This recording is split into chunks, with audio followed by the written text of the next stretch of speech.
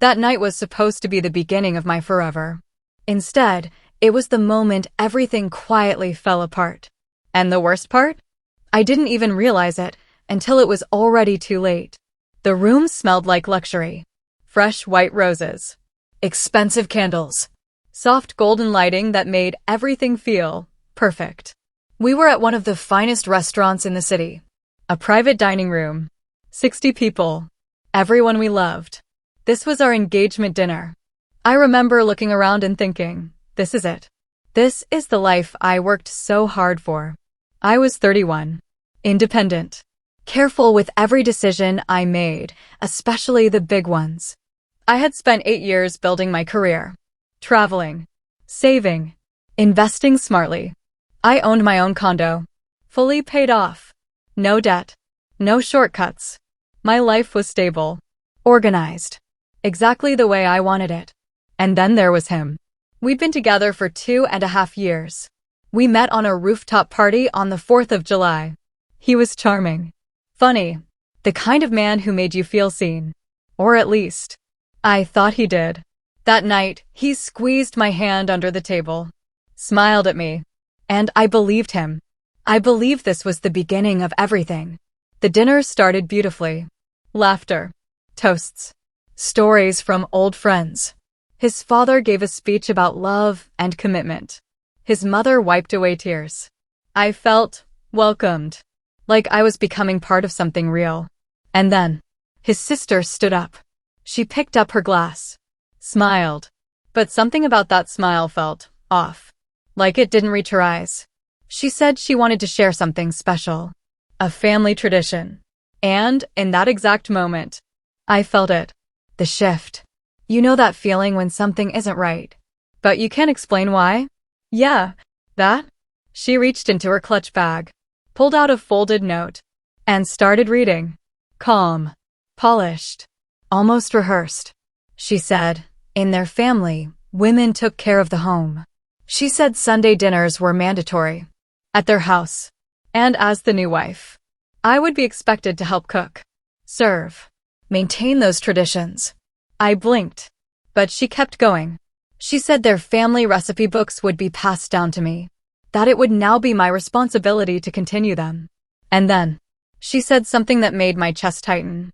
She said our finances, mine and my fiancé's, would be reviewed every month by his mother to make sure we were building correctly. The room went silent, completely silent. I looked at him. He was staring at his plate, not saying a word. I looked at his mother. She was smiling, nodding slightly, like this was normal, like this was expected. And in that moment, something inside me quietly cracked. But I didn't react. I didn't give them what they were expecting. Instead, I smiled, calm, controlled, because sometimes the strongest reaction is no reaction at all. I took a small breath and said, "That's interesting." And I kept my tone steady. "Can I ask, are these expectations formal or just preferences?" His sister blinked, then said, "They're expectations. Very important ones." I nodded slowly. "And the financial reviews. Is that something he agreed to?" She didn't hesitate. "That's how our family has always done things." "I see." I picked up my wine glass, took a sip, smiled at the table, thanked everyone for the evening. I was polite, warm, gracious. But inside, everything had changed. And I knew it, even if I didn't fully understand it yet. Later that night, we got into the car. 40 minutes. That's how long the drive was back to my condo. And I waited. I waited for him to say something. Anything. An explanation. An apology. A joke even, just to break the tension. But instead, he talked about traffic. About how the salmon was overcooked. About how tired he was. Like nothing had happened. I finally turned to him and said, "Are we going to talk about tonight?" He sighed. "My sister can be a lot sometimes. She means well." I stared at him. "She announced that your mother will review our finances every month, in front of 60 people." He shrugged slightly. "It's just a tradition. It doesn't have to be a big deal." And there it was. Not his sister. not his mother. Him. That moment told me more than anything else that night. I didn't argue, didn't raise my voice. I just said goodnight and walked inside. The next morning, before he even woke up, I called my best friend. She's a family lawyer. And I told her everything, every detail. She didn't interrupt once, just listened. When I finished, there was a pause. Then she said something that stuck with me. Don't sign anything. Don't move any money. And start documenting everything. I frowned. You think it's that serious? She didn't hesitate. I think you need to find out what you're really walking into. That's when everything changed for me. Not emotionally. Strategically. I started paying attention. Really paying attention. And over the next 6 weeks, I began to notice things I had ignored before. The Sunday calls from his mother. That somehow turned into long interrogations about our plans, our spending, our lives. The constant texts from his sister. And the way he slightly angled his phone away when replying. The subtle but consistent involvement of his family in every decision.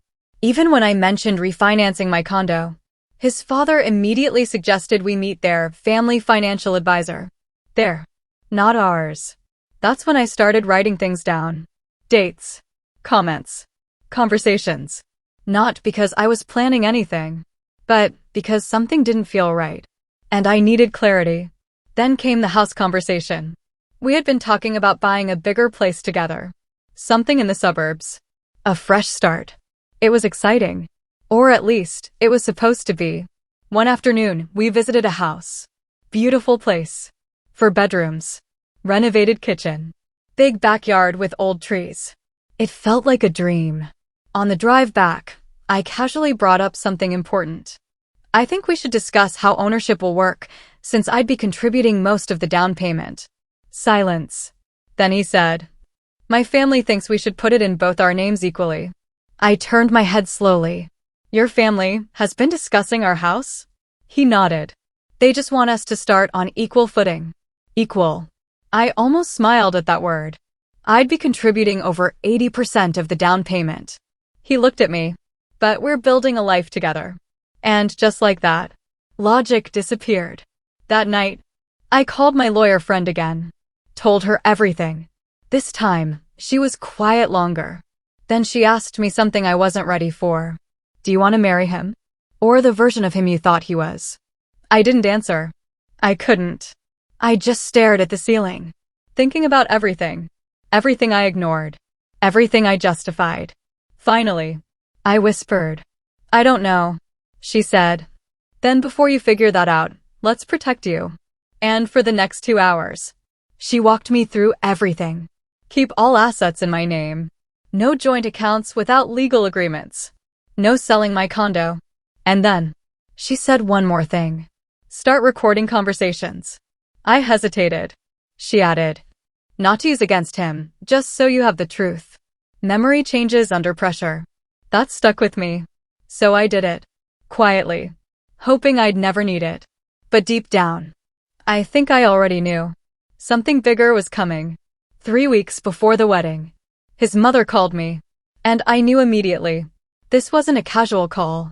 Her tone was different. Focused. Intentional. She didn't waste time. She said the family had been thinking. And they believed it would be best if the new house was purchased in his name only. I went silent. She continued calmly. It will protect him, in case anything happens. And of course, you'll have full access as his wife. Full access. Not ownership. Access. I felt my heartbeat in my ears. I said carefully, I would be contributing over 80% of the down payment. She didn't pause. And he'll be providing a lifetime of stability. That sentence told me everything. I ended the call. Immediately opened my phone. Played the recording. Listened to every word again.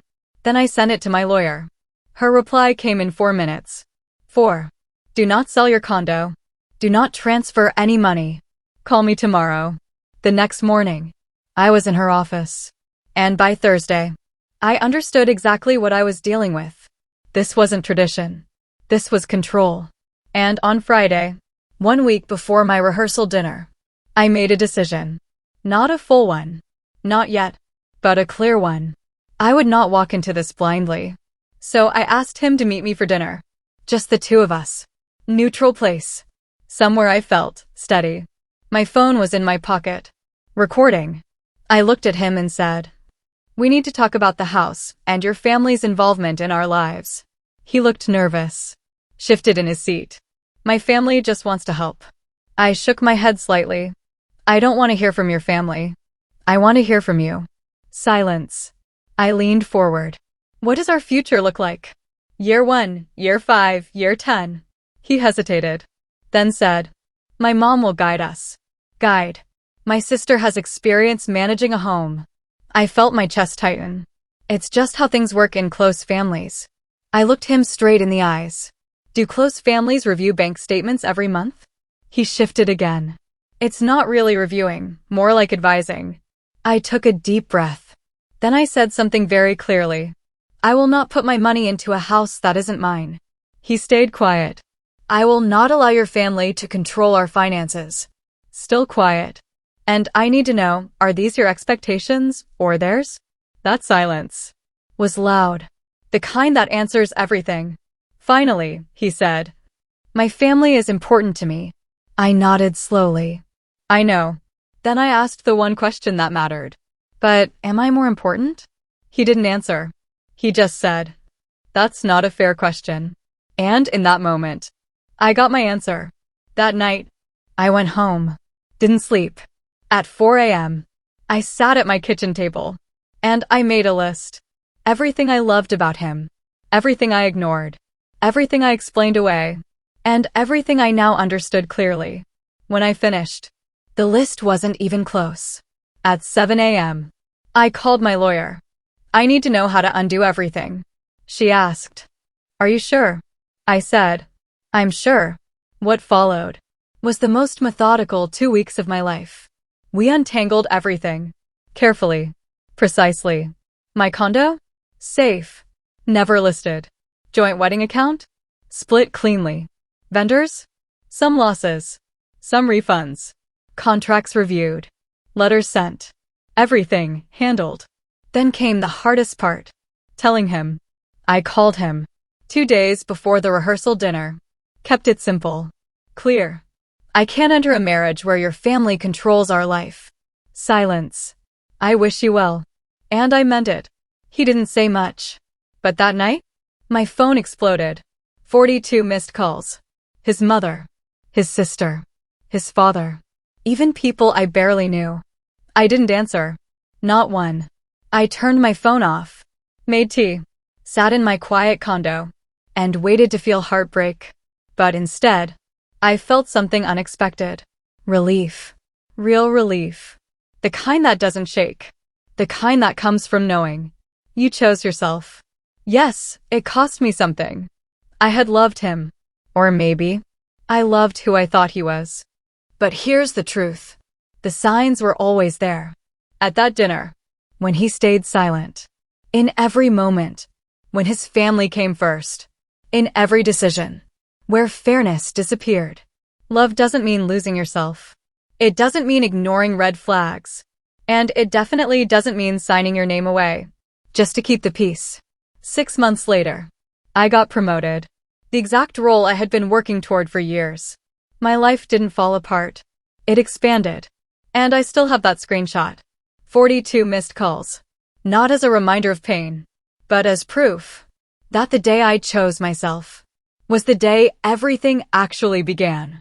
Honestly, if I were in that situation again, I wouldn't change a thing. Walking away hurt, but staying would have cost me everything. What would you have done in my place? Would you stay and try to fix it, or walk away like I did?